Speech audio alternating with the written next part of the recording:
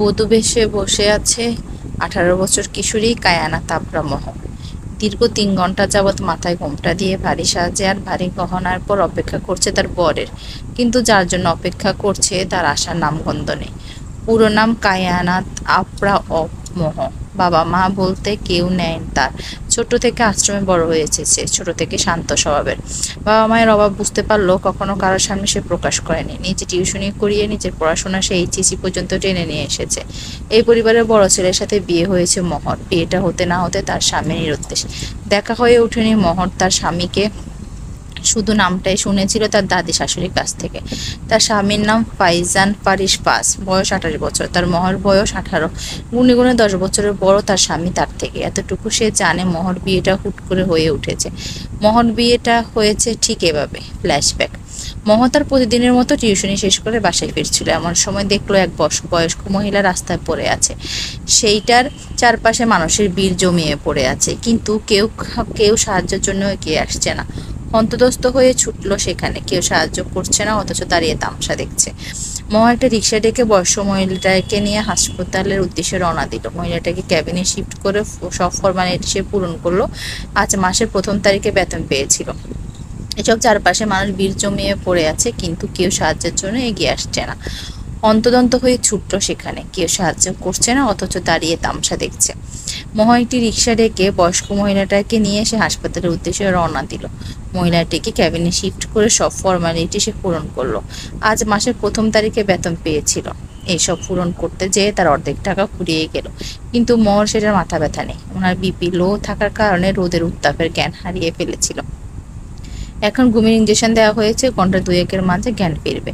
আপনি রুগীর কে হন? ডাক্তার বের হয়ে জিজ্ঞেস করলো। আসলে উনি রাস্তায় জ্ঞান হারিয়ে পড়েছিল। আমাকে কেউ আমার কেউ হন না উনি, মহ জবাব দিল। ডাক্তার এমন উদারতা দেখে ভ্রু কুঁচকে চলে গেল। একটা ফোন বাজছে অনেকক্ষণ যাবৎ। পাশে গিয়ে দেখলো তার বয়স্ক মহিলার ব্যাগে এটা। মহ রিসিভ করবে কিনা বুঝছে না। রিসিভ না করলে ওনার বাড়ির লোক টেনশন করবে। আবার মহ ফোন বের করে দেখলো স্ক্রিনের নাম লেখা সুলেমান। হ্যালো মা, কই তুমি? এতক্ষণ হয়ে গেল আসলে না যে। ঠিক আছো তুমি? আর তুমি একা বের হয়েছো কেন একা? অপর পাশ থেকে বলে উঠল, আসসালামু আলাইকুম আঙ্কেল, প্লিজ প্যানিক হবেন না। আপনার মা আসলে রাস্তাতে বেহুশ হয়ে পড়েছিল, আমি ওনাকে হাসপাতালে নিয়ে আসছি। মহ নাগারে বলে উঠল। মহ, কি? কোন হাসপাতালে? সুলেমান বিচলিত কণ্ঠে বলে উঠল। মোহ সব ডিটেলস দিয়ে অপেক্ষা করতে লাগলো ওনার ফ্যামিলি আসার। এর মধ্যে নার্স এসে পেশেন্টের জ্ঞান ফিরেছে। মোহ দরজা ঠেলে ক্যাবিনের মাঝে ঢুকলো। ওনার পাশে যেয়ে দাঁড়িয়ে জিজ্ঞেস করলো, এখন কেমন আছেন? আসলে আপনার তো বিপি লো, এভাবে একা বের হওয়া ঠিক হয়নি আপনার। আপনার ছেলে কল করছিল। সরি, আসলে আমি আপনার ফ্যামিলিকে জানানো দরকার ছিল, তাই রিসিভ করে ফেলেছিলাম। আপনার ফ্যামিলিকে জানানো হয়েছে, চলে আসবে কিছুক্ষণের মধ্যে। মহ এক নিঃশ্বাসে বলে ফেলল। এতক্ষণেও উনি মহর দিকে এক দৃষ্টিতে তাকিয়েছিলেন। উনি ইশারায় মহকে কাছে ডাকলো। পাশে বসাতে মহর মাথায় হাত বুলিয়ে বললেন, নাম কি তোমার? মহ তার নাম বলল। এরপর টুকটাক অনেক কিছু জিজ্ঞেস করলো মহকে। তিনি তার মন যে মহকে বেশ ধরেছে তার কথাই বোঝা যাচ্ছে।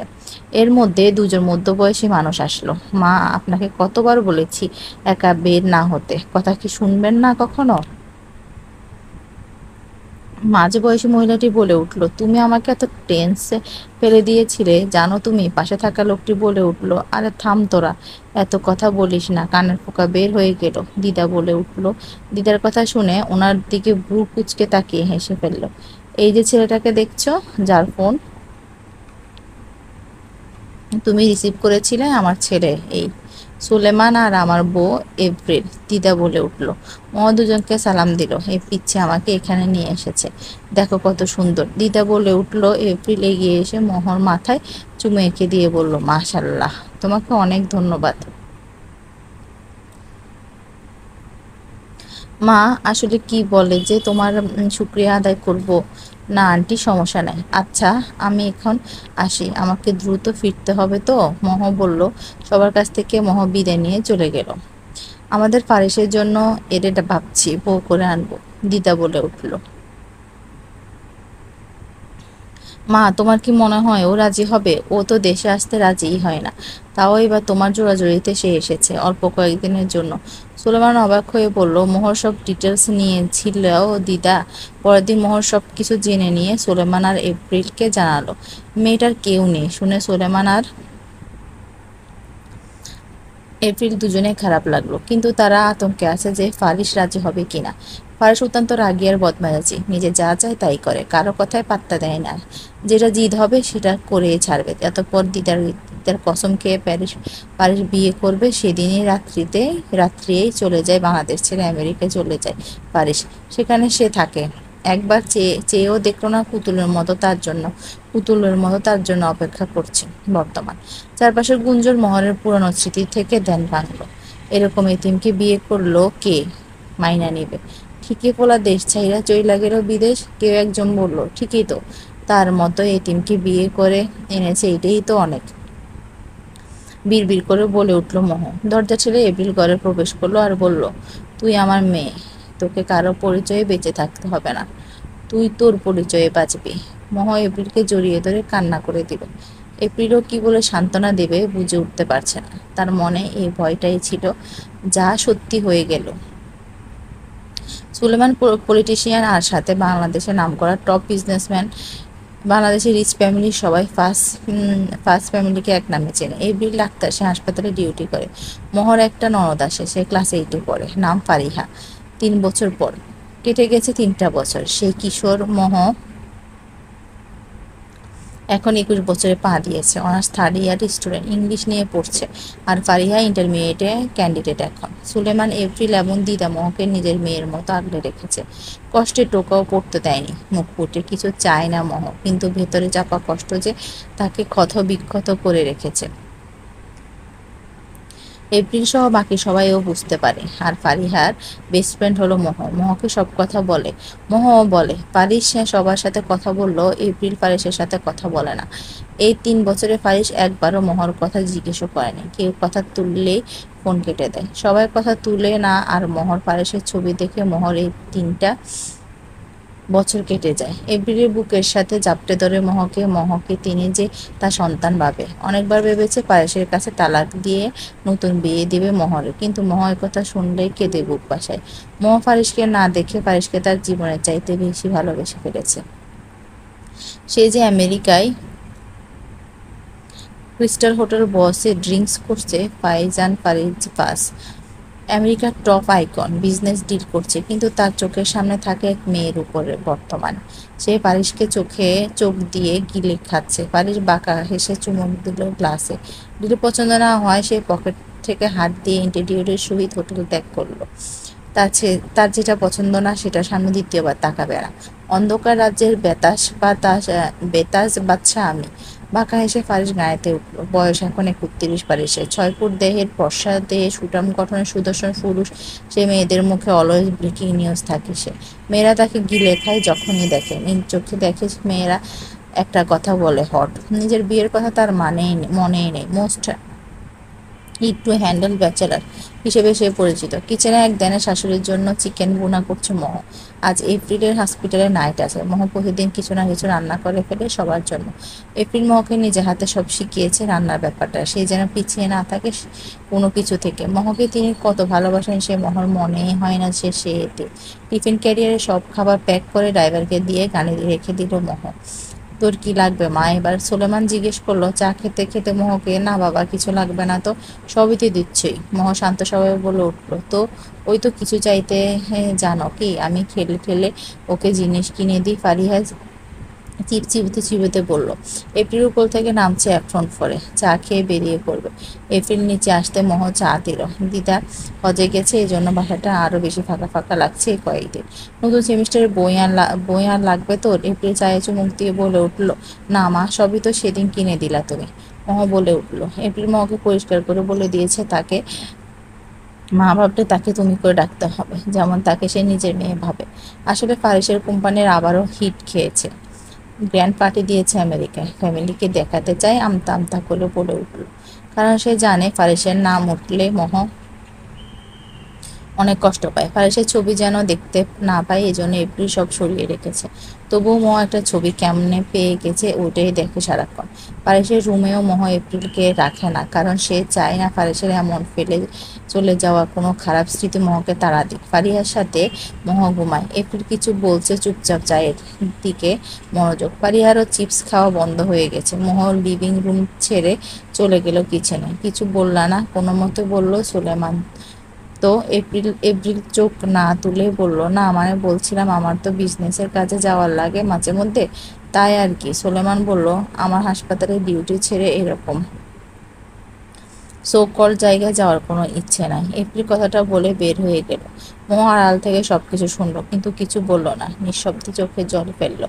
সে তো জানে তার জন্য তাদের ছেলের ঘরে না ফেরার কারণ। সে তো অনেকবার চলে যেতে চেয়েছে, কিন্তু এপ্রিল কসম দিয়ে রেখেছে যদি সে যায় তার মরা মুখও কখনো দেখতে পাবে না। এ এই পরিবারের প্রতিটা সদস্য তার কাছে প্রিয়, কারণ প্রতিটা মানুষও তাকে অসম্ভব ভালোবাসে। মোহর মাথার তেল থেকে হাতের আইফোন, পায়ে স্যান্ডেল সব এপ্রিল এনে দেয়। কিছু বলতে হয় না তাকে। মোহর এভাবে 3 বছর দেখে আসছে অনেকে। অনেক ফ্যামিলি মোহর বাড়ির বউ করার উঠে পড়ে লেগেছিল, কিন্তু সুলেমান অনেক বড় পলিটিশিয়ান প্লাস বিজনেসম্যান। তাদের ফ্যামিলির ফোর্ড স্ট্রং থাকার জন্য আরও চাহিদা আসতো। যারা প্রপোজাল দিত তারাও রিচ ফ্যামিলি থেকে বিলং করতো, কিন্তু বিয়ের প্রপোজাল আসলে মোহর চোখ ভর্তি পানি থাকতো। সে তো তার স্বামীকে ভালোবাসে, যতই সে তাকে ফেলে চলে যেত। তার বুকে এক সমুদ্র ভালোবাসা, শুধু না দেখা এই পারিসের জন্য। পারিস যদি একটাবার জানতো যে তার বউ কত অপশ্রী, একটাবার পেছনে ফিরে তাকাতো তার বউ কত রংধনুর মতো সুন্দর, একটা জলজ্যান্ত পুতুলকে সে যদি দেখতে পারতো তার বাসর রাতে খাটের মাঝখানে বসে তার জন্য অপেক্ষার প্রহর গুনছে। ফারিয়াকে ধরে মহ কত হিচকি তুলে কেঁদেছে, সাথে ফারিয়াও কেঁদেছে। ছোট হলেও মহর সব কান্না সাক্ষী ফারিহা। এপ্রিলের সামনে মহ কাঁদতে পারে না, কারণ সে জানে কাঁদলে এপ্রিল নিজেকে এমনিতে অপরাধী ভাবে, আরো ভাববে কাদা মুখ দেখে। ফারিহা ছোট হলে মহকে সে প্রচন্ড ভালোবাসে। মহর কষ্ট দেখে সেও একসময় কথা বলা বন্ধ করে দেয় তার ভাইয়ের সাথে। কিন্তু মহ বলে, আমার জন্য তোমরা কথা বলা বন্ধ করলে আমি মরে যাব, কারণ উনার উনার না হয় মনে নাই তার জীবনের কোনো নারীর সাথে বিয়ে হয়েছিল। খোঁজ নিয়ে এত দূরে থাক, আমি তো জানি আমি বিবাহিত। তোমাদের মাধ্যমে খোঁজ পাই আমি, আর তোমরাও যদি কথা না বলো। এসব ভাবতে ভাবতে মহ ক্লান্ত। শরীরে পা ভাড়ায় নিজের রুমের দিকে। পারিয়া আর সুলেমান চুপচাপ বসে আছে। তারা আসলে এই পরিস্থিতি দেখে অভ্যাস হয়ে গেছে, কিন্তু আজকে এটা গোলাটে হয়ে গেছে বেশি। বাবা এভাবে চলবে না, কিছু একটা করতেই হবে এবার। পারিহা বলল, কি করবি? দেখলি না তোর মা কিভাবে চলে গেল? সুলেমান গালে হাত দিয়ে বলল, আমার বার্থডে কয়েকদিন পর। ভাইকে আমি ডাকবো বাংলাদেশে, যে করেই হোক। ভাবির সাথে দেখা হোক তো, যদি ভাবি দেখে ভাইয়া এবারের জন্য হলেও ভালোবাসে। ফারিয়া বসে বলল, কিন্তু ফারিস কি আসবে? ও তো কখনো বিয়ে নামক কোনো কিছু জড়াতে চায় না বলে এই চিঠির পরে বাইরে চলে গেছে। সুলেমান বলে উঠল, ভাই আমার কথা ফেলতে পারে না, এবার জোর করবো। ভাবি এইভাবে দেখতে পারছি না আমি। ভাবি ভাইকে অনেক ভালোবাসে বাবা, আমি পুতুলের মতো বউ ফেলে কেমনে যাই? ফারিহা জিজ্ঞাসু ভাবে বলল, যা পারিস কর। মহর জন্য আমি 3 বছর ধরেও চোখ রেখে সঠিকভাবে তাকাতে পারি না। নিজের মেয়ে মনে করি আমি ওকে। হেল্প লাগলে জানাবি বলে সোলেমান চলে গেল। পারিয়ার এসব সিরিয়াস মুডে এসে প্ল্যান করতে লাগলো। এবার যে করে হোক প্ল্যান সাকসেস করতে হবে। এপ্রিল এপ্রিল ওয়ার্ডে বিজি শেষ করে ডিনার করতে ক্যাবিনে আসলো। টিফিনের ক্যারিয়ার খুলে নিজের পছন্দ দেখে মুচকি হাসলো। সে জানে মহ ফেভারিট কিছু বানিয়ে দেয় তার যখন নাইট ডিউটি শুরু হয়। ফারিসের কথা মনে পড়ে এপ্রিলের। ছেলের সাথে কথা না বলে এই 3 বছর ধরে তিনি নিজেকে খুব কষ্টে সামলেছেন। কেন মা চায় তার সন্তান তার কাছে আসুক, কিন্তু মোহর দিকে তাকালে তার আর ইচ্ছে জাগে না। ফারিয়া ও প্যারিস 2 সন্তান তার। ফারিয়া অহংকার সবার সাথে দেখালো, মোহর কাছে একদম পানি সে। কিন্তু ফারিস তো নিজের রূপ, স্ট্যাটাসে, গেট আপ, অ্যাটিচিউডে সবকিছু ছোটবেলা থেকে অহংকার করে। ইচ্ছে হইলেই কথা বলবে না, না হলে না। এপ্রিলের ননদ তার মেয়ের সাথে ফারিসের বিয়ে দেওয়ার জন্য এখন প্রস্তুত। মোহ তার চোখের বিষ। উনি আসলে এপ্রিল মোহকে ঘর থেকে বের হতে দেয় না। এপ্রিলের মা নেই, মোহর আচরণ তাকে মা ভাবে। এপ্রিলের এত যত্ন নেয় সে। সকালবেলা বিছানার উপর চিত হয়ে শুয়ে আছে পারিয়া। চিন্তা করছে অনেকক্ষণ যাবৎ, ভাবছে কল দিবে কি দিবে না তার ভাইকে। কিছু না ভাবায় কল দিল, ভিডিও কল দিল। পারিস বেডে যখন উপুত হয়ে শুয়ে আছে, ড্রিঙ্কসের নেশা এখনো ছুটে নাই। কল আসসাতে দেখলো তার প্রাণপ্রিয় বোন কল করেছে। রিসিভ করে বলে উঠল, এত সকালে ফোন দিছস?